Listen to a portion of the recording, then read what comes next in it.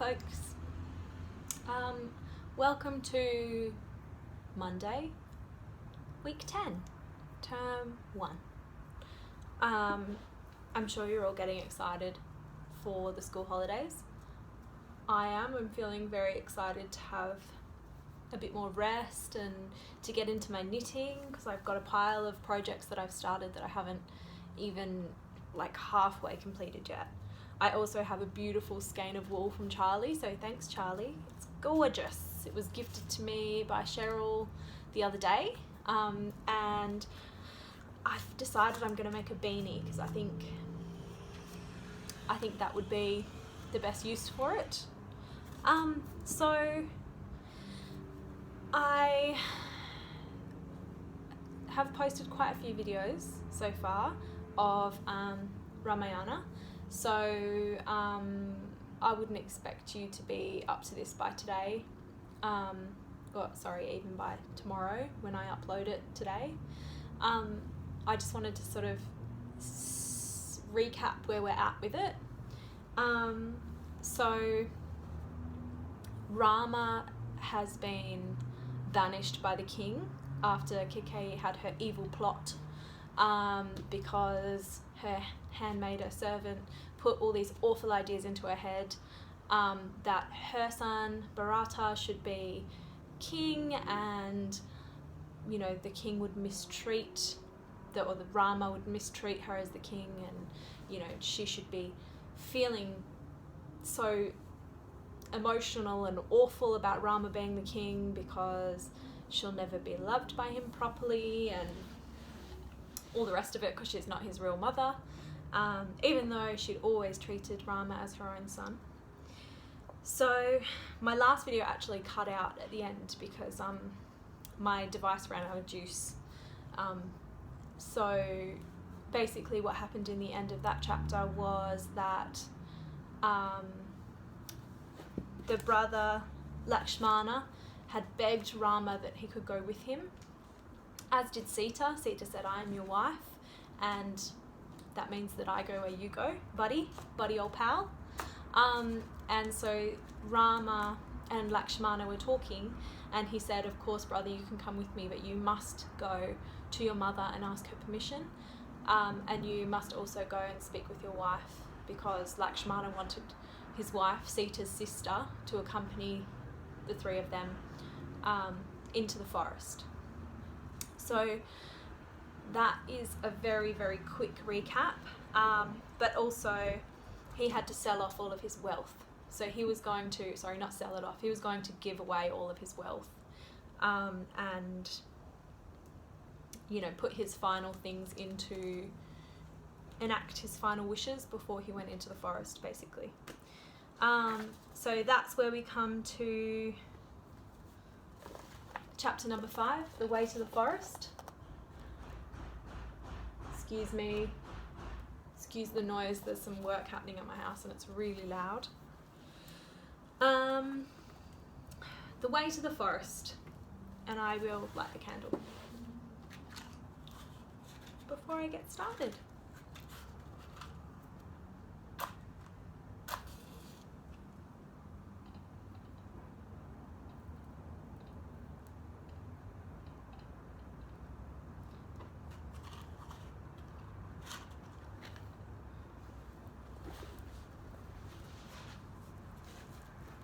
When Lakshmana returned with the weapons and armour, Rama summoned the Brahmins of the city and gave away all his wealth, pouring coins and jewels into their hands, while Sita gave her lovely robes and jewels to their wives. Cows and horses, elephants and chariots were given to his teachers, his fellow students and his friends.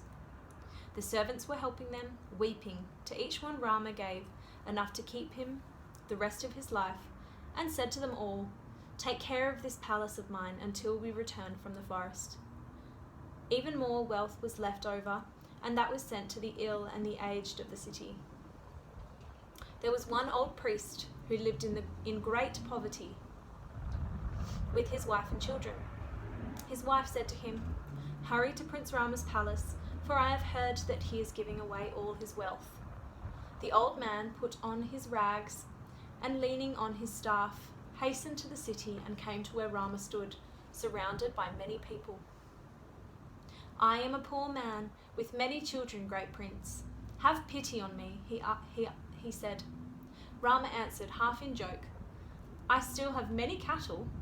Stand still and throw your staff as far as you can, and I will give you as many cows as can fill the space between you and the staff where it has fallen."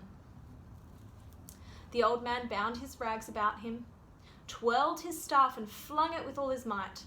It flew through the air and sailed across the river to the opposite bank, where many cows and bulls were grazing. Rama laughed and ordered all the cattle to be given to him, and the old priest went home delighted, driving his herd before him. When all was done, Rama with his brother and Sita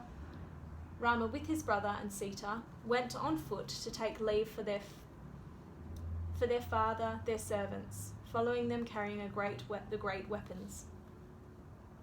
Many people, sad and silent, watched them from the streets and the housetops. "Behold Lord Rama, who used to ride at the head of his army, followed now by a few servants. The beautiful Sita, whom even the winds could not touch, now walks in the streets, beheld by all the crowd. Ah, what a prince!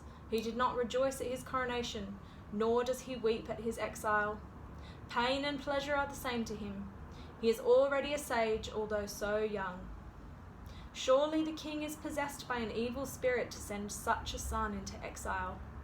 They heard such words as these spoken by the people in the streets, but they walked on with serene faces, looking ahead.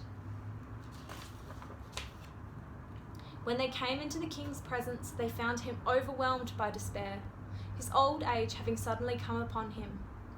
He was unable at first to speak a word.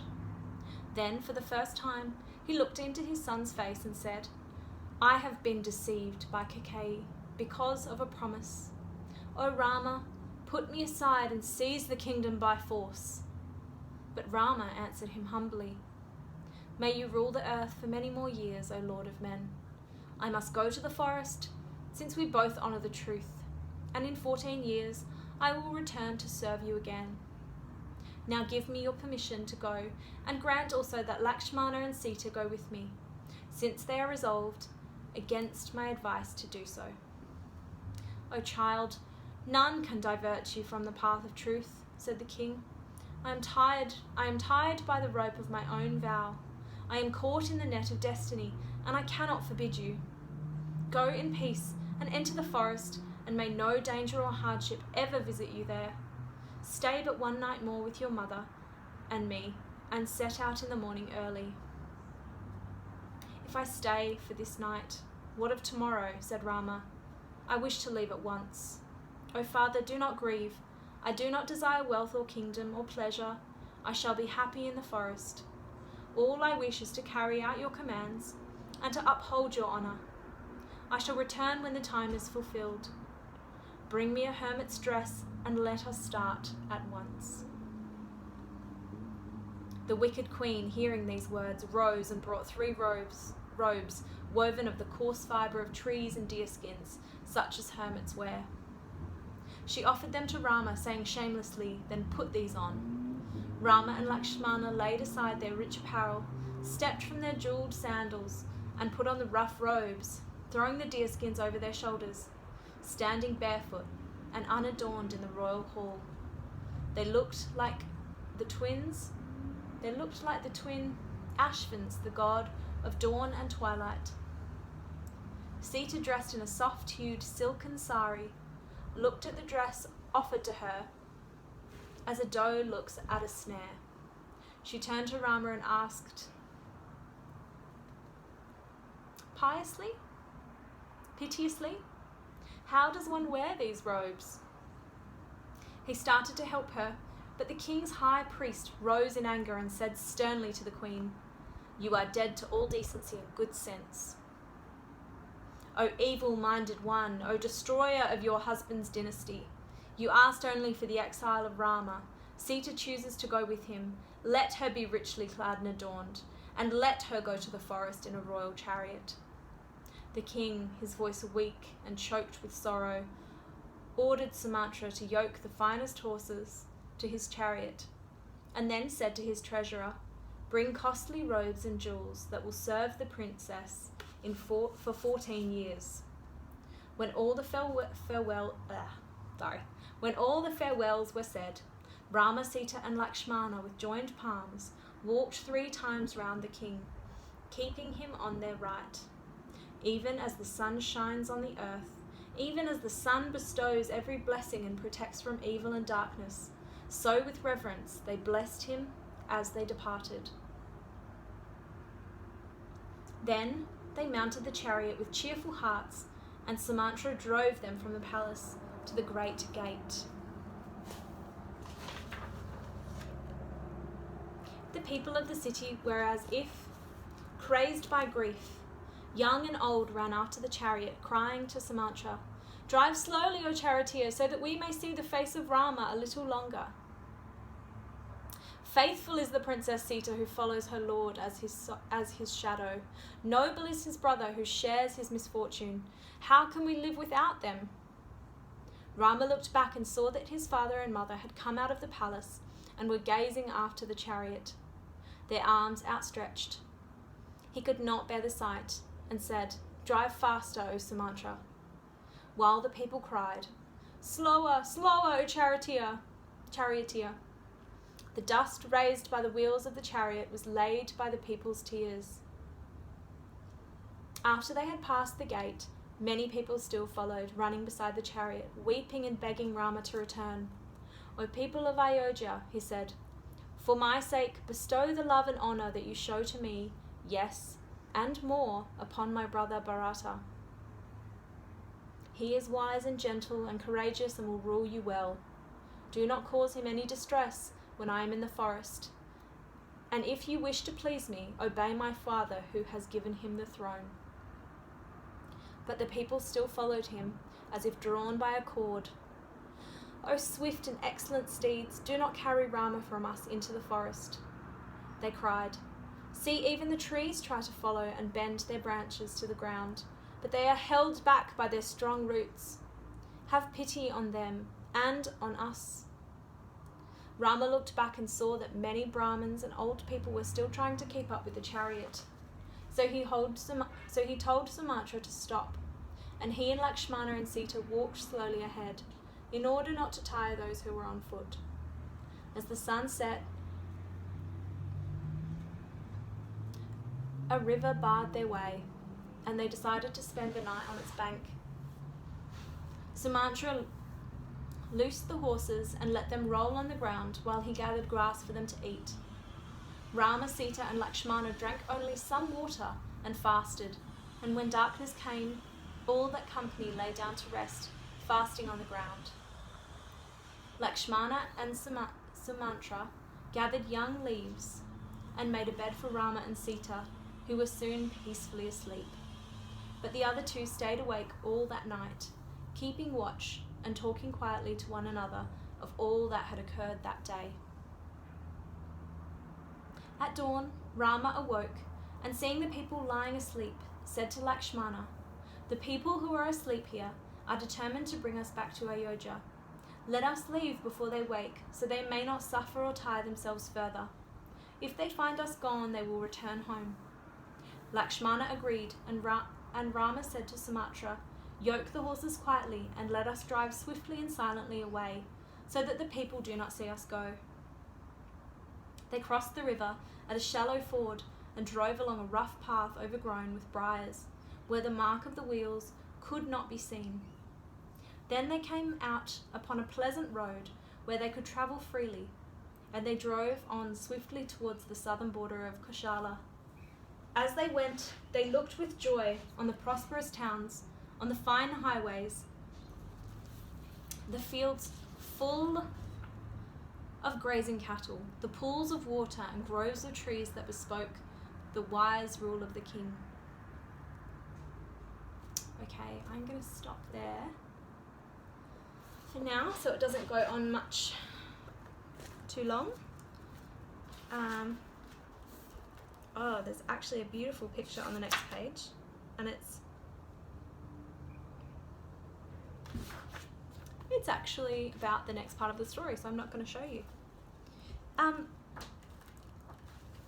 If you are somebody that is doing some main lesson from this reading, then if you like, you can have a go at drawing possibly Rama and Lakshmana dressing in the sage's clothes in front of the king and the evil queen, and Sita remaining in her silken sari.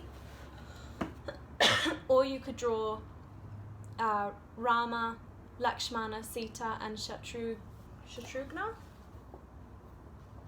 I think it is, in the fine chariot pulled by horses, being driven out of the city with the many, many lovers and followers, loyal lovers and followers of Rama following on behind.